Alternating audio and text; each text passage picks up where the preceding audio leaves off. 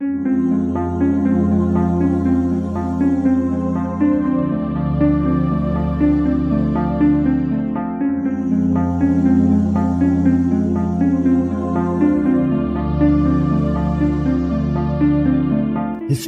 tells the story of the world and of our lives. Sometimes that history goes bump in the night.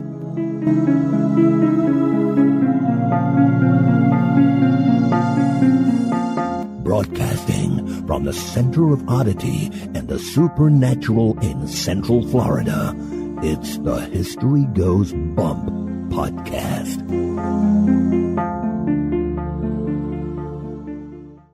Hello, you spectacular people. Welcome to this 107th episode of the History Goes Bump podcast. Ghost tours for the theater of the mind. I am your host, Diane. And this is Denise. And on today's episode, we are featuring the Franklin battlefield. This was suggested to us by listener Thomas Cartwright.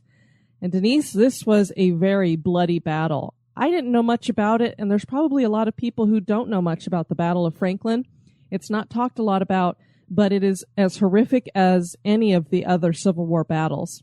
Wow, and it's not that far from home. It's right up near Nashville, if I believe. We actually probably drove right past the cutoff where we could have gone to see it, but, I guess it gives us another reason to head on into Tennessee. Yes, so thank you, Thomas, for another reason to go on another road trip. And we had a really neat meetup with one of our HGB research crew. Sharon Spungen had a great time hanging out at the Animal Kingdom with her. Absolutely, her and her husband. So thanks for meeting up with us, guys. Before we get into the show, we would like to point you in the direction of our website, historygoesbump.com. Denise, if anybody wants to send us some feedback, where can they do that? They can do that at historygoesbump@gmail.com. And we do want to thank Tracy for her kind email, and also the Kitchens and Jenny sent us emails suggesting some locations that we will be doing in the future. We also got an email from Kristen letting us know that she loves the show and both of us. And she was going back to our Chicago episode, Denise, when we were doing the road trip. Mm-hmm. And she said she's actually has some connections to some of the places that we visited. One of which was she grew up listening to the story of Resurrection Mary. And she said that she'd always been fascinated with her story for her whole life. I have several family members buried at Resurrection Cemetery. Wow, it's a beautiful cemetery. I even have an aunt my family refers to as Resurrection Lottie. Back in the 80s, when my Uncle Eddie passed away, his wife Lottie, my grandmother's sister, would frequently visit his grave in the year following his passing. She found that this helped process her grief, and she would often go alone. On most days, the cemetery closes at 5 p.m. During the summer months when the sun sets later in the day, she would often lose track of time at her husband's gravesite and would find herself locked in the cemetery after closing. Oops. That would be kind of frightening and kind of cool at the same time. She would have to drive around the very large cemetery to find a maintenance worker who would be able to unlock the gates and let her out. Good thing they were still there. My Aunt Lottie was a very thin, fair-skinned Polish woman with a wispy blonde perm. The running joke in my family was that people driving down Archer Avenue would see my aunt walking around the cemetery after hours and would get quite a scare. I'm surprised we didn't hear any legends. Maybe they thought she was Resurrection Mary. That might be. We're going to start blaming your aunt for this whole thing. If my aunt was late to the family function, we would always say, has anyone checked Resurrection? Aunt Lottie might be locked in again. She also said that she's been to the Willowbrook Ballroom and also frequented the pub that's across the street called the Irish Legend.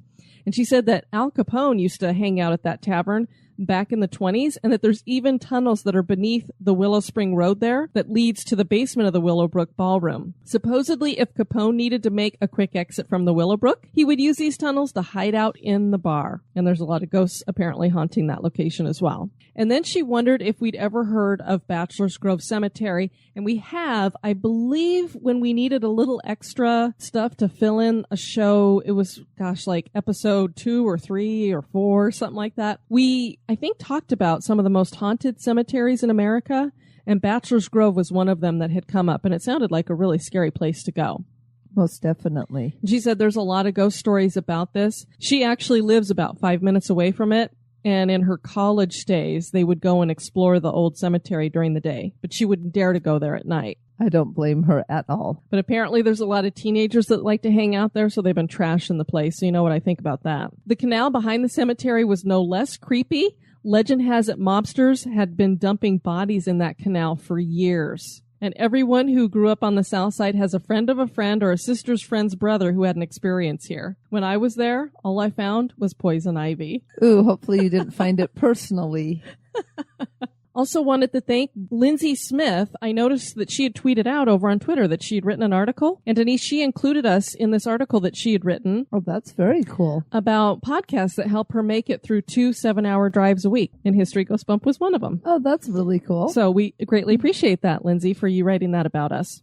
We want to thank Jenny Lee Watts. She is one of our listeners from Down Under, and she went out to an old cemetery and she shared a ton of pictures and videos with us over on the Spooktacular Crew page. So if you guys haven't been over there in a while, if you belong to the crew, be sure to check that out. If you haven't joined us, go ahead and join us over there on Facebook. We'd love to have you. And then, Denise, going back to the Faring Tavern episode that we just did, we had kind of wondered about those holes in the wall that had the doors and what the purpose of that would be. We heard from Bob over in the UK about these secret holes that they used to have in walls there, and they were called priest holes. And he asked if we'd ever heard of those, and I said, I don't think we have. And apparently priest holes were concealed spots created especially for priests so they could hide away safely during a time when Catholics were persecuted. Under Queen Elizabeth I, priests were often imprisoned, tortured, and even killed. Priest holes were specifically disguised within a house to baffle search parties. So maybe that was the thinking that they had going on here, that these were some kind of a priest hole, just not for priests. Michelle DePriest said of the Northern Underground Railroad, I think the reason the Underground Railroad went so far north is because slave catchers would continue to hunt them into the north. So basically, I think just making it over a certain geographic border didn't mean safety. I could be mistaken about this, but I think that would possibly be a reason. And Jill Phoenix said of the hiding places in the West, her family had hidden rooms to hide the family from Indians and to store fruits, veggies, and meat. We want to welcome to the Spooktacular Crew, Paige. Hey, Paige. Laura. Hi, Laura. Ken. Hey, Ken. Tom. Hi, Tom. And then Denise, on the exact same day, we had 2 Nancys join us. Hey, Nancy Squared. A little bit of doo-doo-doo-doo-doo-doo-doo. So we have Nancy S. Hi, Nancy S. And Nancy from Down Under. Hey, Nancy from Down Under. Welcome. Denise, are you ready to go to the Franklin battlefield? I most certainly am. Let's hope we don't meet anything other than reenactors there.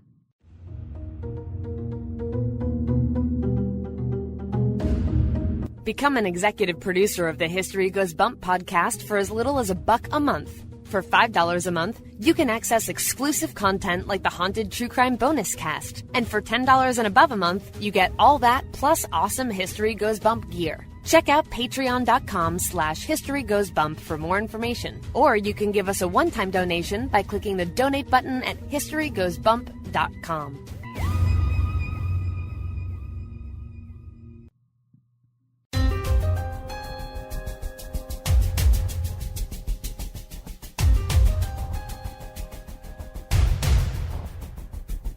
History is full of oddities, curiosities, mysteries, and the truly bizarre. Welcome to this moment in Oddity. In today's moment in Oddity is suggested by Jorge Almeyda. Up in the Fafu Mountains of northern Portugal, on a remote hilltop, is a most unusual house. This is a home that looks straight out of a Flintstones cartoon because it's made out of stone and set between 4 large boulders. It's known as Casa do Pinedo, or House of Stone in English. Many people who see a picture of the house think that it is photoshopped, but it is quite real. Thousands of tourists visit the location each year. The 2-story stone house features the traditional front door, windows, and shingled roof, but also amenities like a fireplace and a swimming pool that was carved out of one of the boulders. Much of the furniture is made from stone, and the stairs were fashioned from logs. Large 3-bladed wind turbines line the hills near the house and help provide energy to it. It was built in 1974 as a family's vacation home, if you will. The fact that it blends into the natural setting so well is part of what has made it so popular. It is so popular that the current owner has had to leave to get away from all of the tourists. Robbery attempts have forced the installation of a steel door and bulletproof windows. How the family managed to build this home and get the supplies here is a mystery. The fact that the stone house of Portugal appears to be straight out of the Stone Age certainly is odd.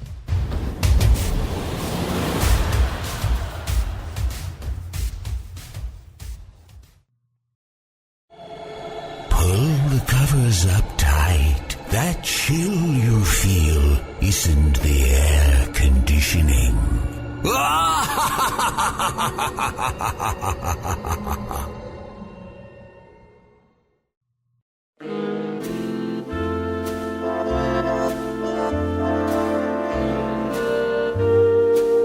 This Day in History.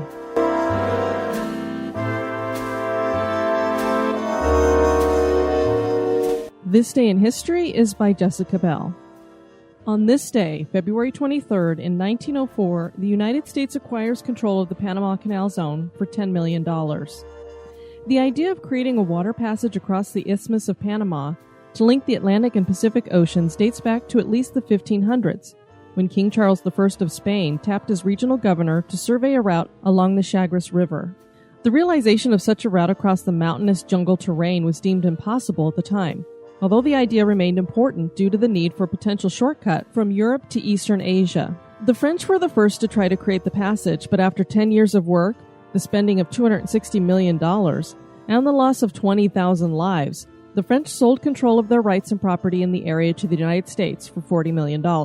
When a proposed treaty over rights to build in what was then a Colombian territory was rejected, the U.S. threw its military weight behind a Panamanian independence movement, eventually negotiating a deal with the new government in 1903 that gave them rights in perpetuity to the canal zone. Part of the deal was that the United States agreed to pay a rent of $250,000 per year to Panama for a zone 6 miles wide. The Panama Canal, a 52-mile-long waterway, was completed in 1914 at a cost of $352 million, remarkably under budget and under schedule. Control of the world-famous Panama Canal was transferred from the U.S. to Panama in 1999.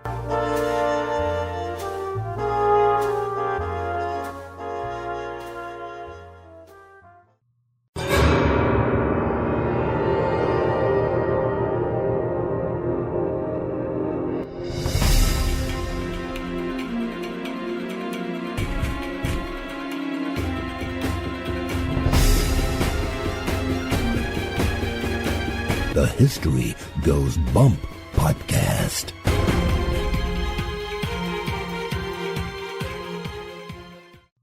Franklin, Tennessee is a warm, small town that just oozes history. The Civil War's Battle of Franklin took place in this town in 1864. This was one of the Confederate Army's worst battles. In fact, the assault has been dubbed the Pickett's Charge of the West. The Carter House, the Lotz House, and Carnton Mansion sit where the battle took place. As is the case with so many battlefields around the world, this one is reputed to be haunted, as are the nearby homes. Join us as we explore this fascinating town, the horrific battle, and the history and hauntings of the Franklin battlefield. Now that's saying a lot, the Pickett's Charge of the West. As listeners who've listened to the Gettysburg episode, or if you know anything about the Gettysburg battle, Pickett's Charge was a huge folly. Yes, it was. I mean, basically it was, let's pick you off while you just sit in the middle. So here we're going to have the Confederates doing that again. On October 26, 1799, the city of Franklin was incorporated and named for Benjamin Franklin in the state of Tennessee. The man responsible for both was State Senator Abram Maury, Jr. Before the Civil War, Franklin was in one of the wealthiest counties in Tennessee, and it was the center of the plantation economy in the state as well. The Civil War weighed heavily on the town. Union forces occupied the city for 3 years. It's difficult to talk about the battle named for the city without referencing the entire town. Every building that existed during the Battle of Franklin was used as a hospital, whether it was a private home or a public gathering place. It took decades for the town to recover economically. The Battle of Franklin was one of the bloodiest of the Civil War, which is saying a lot since so many of the battles were devastating in this war. There were 8,500 casualties in this one-day battle that took place on November 30th, 1864. Atlanta, Georgia had fallen to General William T. Sherman on September 1st, 1864. Confederate forces that had been defending the city were under the command of General John B. Hood. The defeat caused General Hood to take his forces that numbered 30,000 into Tennessee. Hood thought he could weaken Sherman by going after the supply line coming from Nashville. Sherman wasn't worried about a supply line at this point. He figured that his army could take whatever they needed from the homes along their path. He did, however, send the Ohio Army under General John Schofield into Nashville to hold the area for the Union. That army was 30,000 strong. In Nashville, General George Thomas already had 25,000 Union soldiers. If Schofield got there in time, the Confederacy's Hood would be outnumbered almost 2-1. Hood decided to meet Schofield before he got to Nashville, and he was successful in splitting the company. But Hood and the Confederacy were going to start making a series of mistakes. The first would be miscommunication. Schofield's army was able to regroup and pass by Hood's men in the night unscathed. So they actually passed within earshot, and nobody heard them. Nobody knew they were going by. Nobody stopped them. Well, there was only 30,000 of them. It's just, I don't know how they did it, but... Yeah, especially if you've ever been just around, not even like 500 people. There's just a murmur that happens sometimes just from the breathing and the whispers. There's just, even if people aren't being loud, there's a murmur. And so it is amazing they got through. I have a feeling, since this was due to miscommunication, that somebody probably thought they were supposed to let them go by without trying to stop them. Maybe they thought it was a retreat. I don't know. Yeah, that I'm not sure. The Union troops made it to Franklin. They regrouped and formed an imposing line of defense. Hood made another bad decision by deciding to pursue Schofield into Franklin. And the reason why is that this was going to become like Pickett's charge at Gettysburg. The Union was tucked nicely behind secure areas, and the Confederates were going to have to cross 2 miles of open ground to even get to where they could engage the Union. General George Wagner of the Union met Hood's forces a half a mile in front of the Union's main line. Hood managed to press ahead because the Union soldiers behind the line didn't want to kill any of their own with friendly fire. Hood's forces slammed into the Union right outside of the Carter family's house, and combat took place in the gardens there. The Confederates started to win using bayonets, shovels, whatever they could find to fight. Union Commander Emerson Opdyke had disobeyed orders to join the Union line at the front, and he had forces behind the Carter house.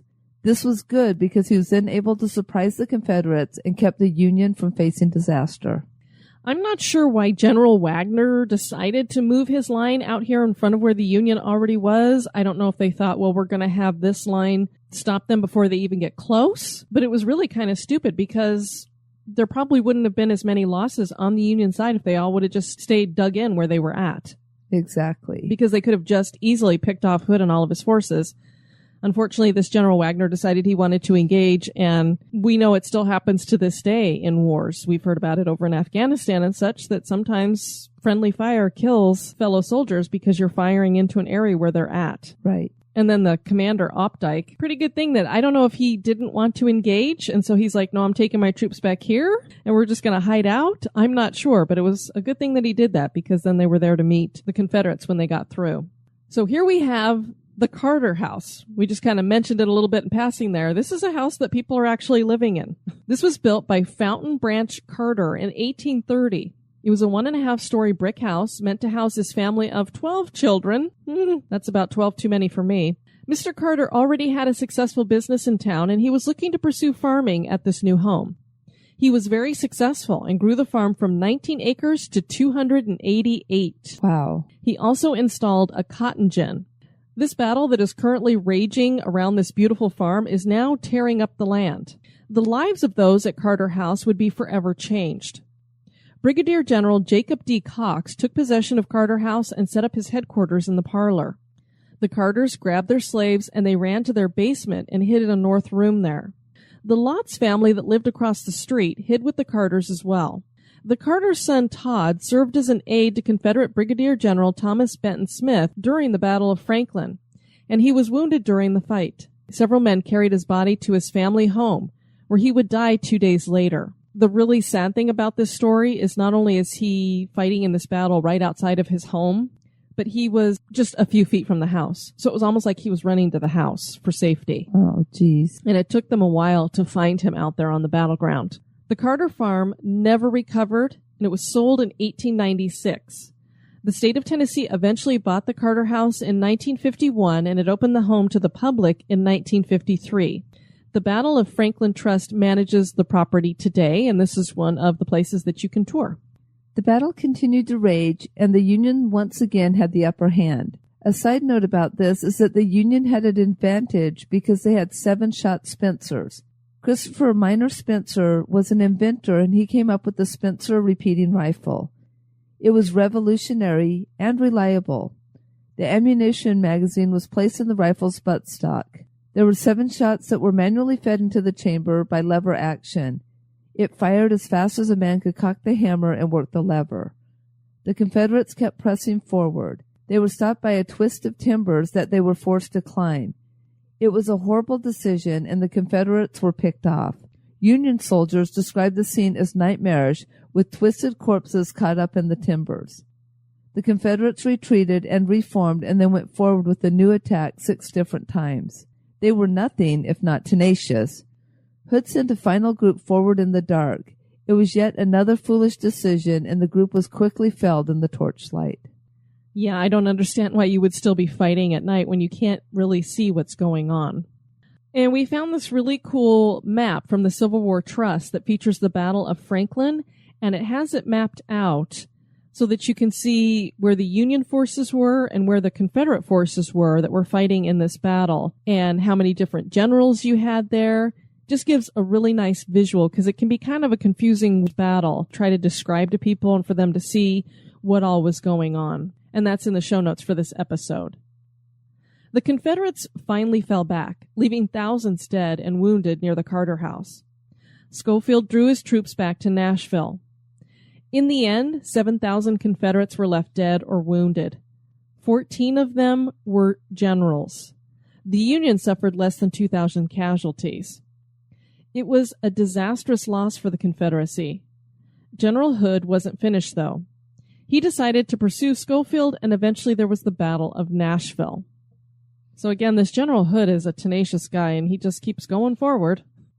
The Carnton mansion was built in 1826 and was later inherited by John and Caroline McGavick in 1844.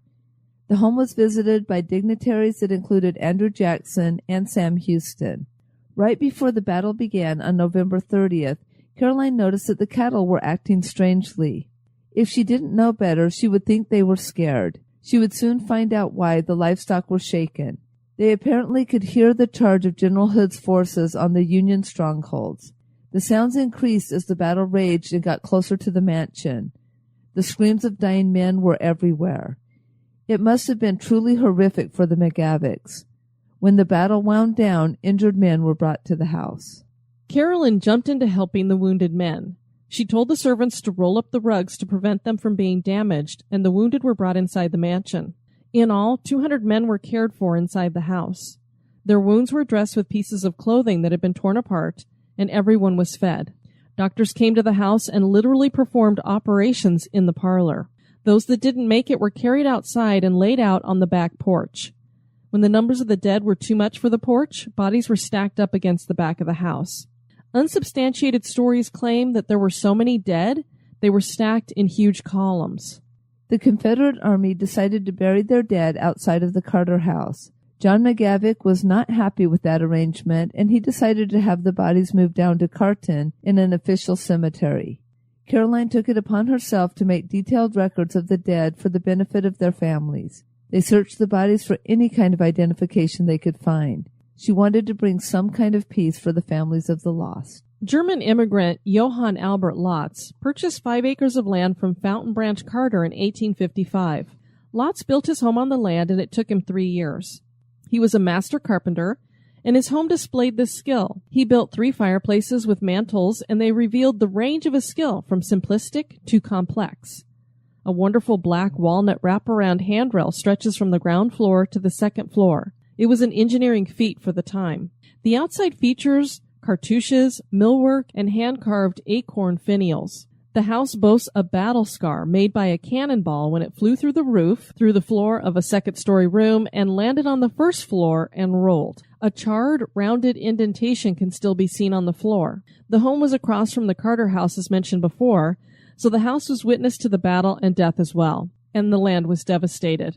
What we hadn't mentioned until now was that the Union had cut down most of the trees and poisoned the water. The Lotz house today is a Civil War museum, and you can tour this, and I believe you can tour the Carnton mansion as well.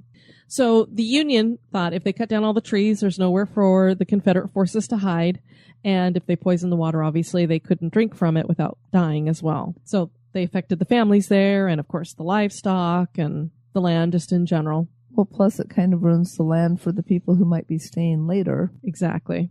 The fact that the bodies were moved after being buried may have led to some unrest at the Carnton mansion. The restless soldier is the most famous ghost at this location. His full-bodied apparition is seen walking through the mansion, and he likes to hang out on the back porch. Occasionally he ventures away from the house and marches the perimeter of the house as if on guard duty.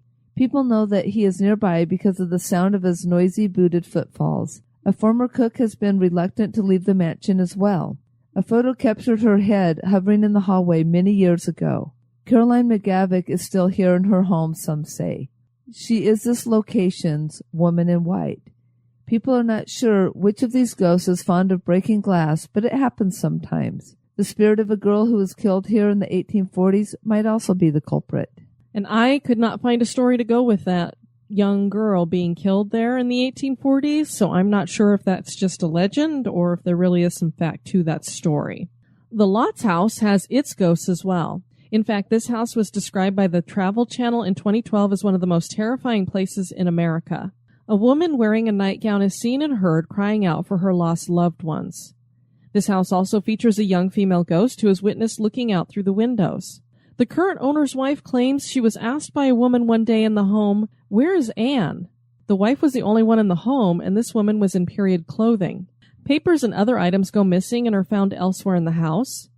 The craziest story from the Lotz house is about a 911 call made from the house one evening. When the police arrived, they found the entire family sleeping.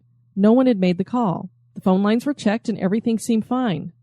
2 more 911 calls were made from the house that evening. That is crazy, because a spirit, how would they even know what 911 is? There weren't even telephones back then. Exactly, and how they worked it. It's weird. And who knows, sometimes electrical things get crossed. Maybe it was somebody else making the calls, but they checked the phone box and said that there weren't crossed wires, and they couldn't understand why it was doing that. The Carter house is plagued with a poltergeist. Some claim that it is one of the Carter's daughters named Annie. A tour guide was interrupted one afternoon by a guest who pointed out that a statue behind the guide was moving up and down. That would be a little freaky. Yes, it would. You're looking at your tour guide, and all of a sudden the statue starts dancing behind her. Yeah, it's jumping around. Objects appear and disappear on a regular basis, and staff members claim that they feel a child tug at their clothes. The apparition of a little girl was seen running in the upstairs hallway by a staff member. Makes us wonder if this same little girl is seen in all 3 houses. Makes you wonder that, because each house has a little girl that's dead in it. The chances of that, to me, and the little girl coming back as something that's a haunting, seems improbable. And for anybody who's listened to our podcast for any length of time, they know that we're a little questionable when it comes to children ghosts. Right. So I'm wondering if this is the same spirit mimicking the same girl, or just mimicking a little girl in all these different homes. Right. Well, there's enough unrest there that one spirit could easily go anywhere there, it would seem.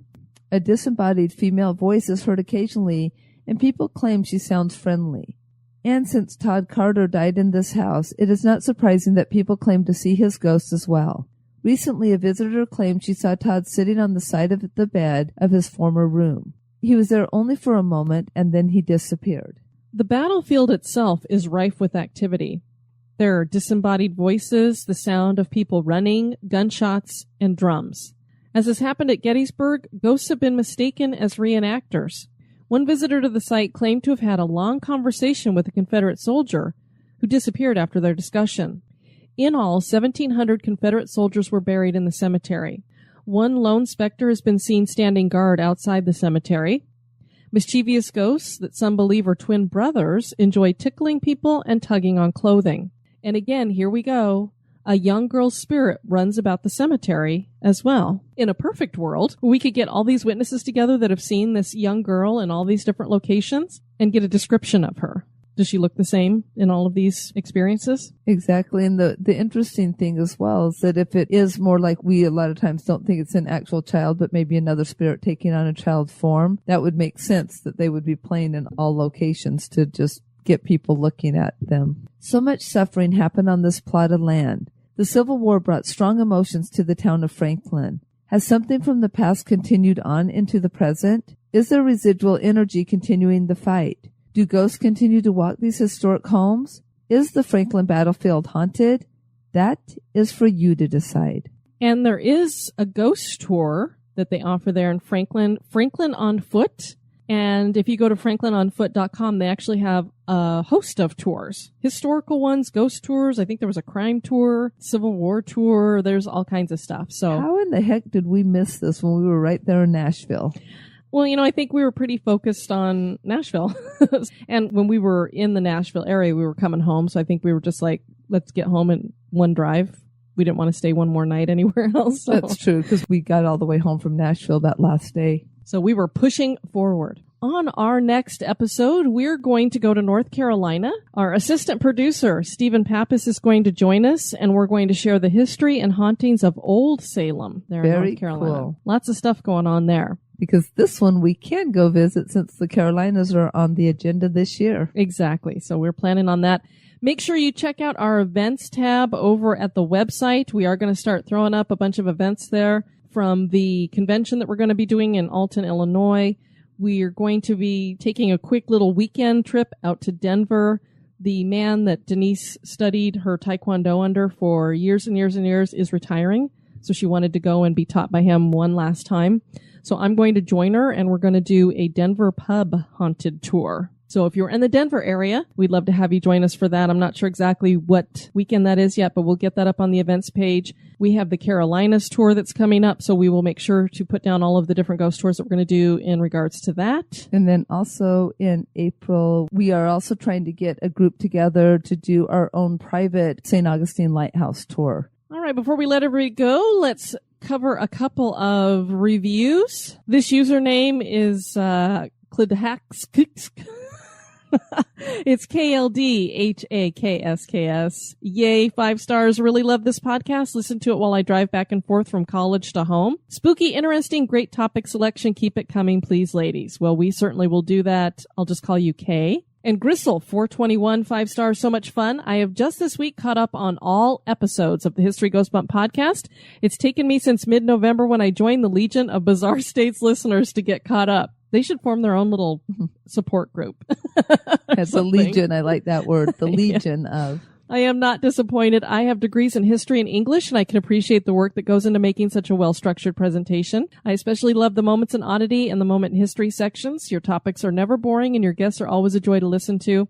I will be a subscriber for as long as you'll have me, and I've recommended this podcast to many of my friends and coworkers. Keep up the good work. We definitely appreciate recommending us out like you have, and we will have you for as long as you want to stay. Absolutely. And actually, he gave us his name, David from Indiana. And he also says, P.S., I'm a huge Disney fanatic, and knowing that Denise works there makes this podcast that much better. Woohoo! Perhaps a group outing to the Mickey's Not So Scary next October may be in order. That would be so much fun. So anybody who wants to come down from Mickey's Not So Scary Halloween party, History Goes Bump, that would be so cool. I can't even begin to say how cool that'd be.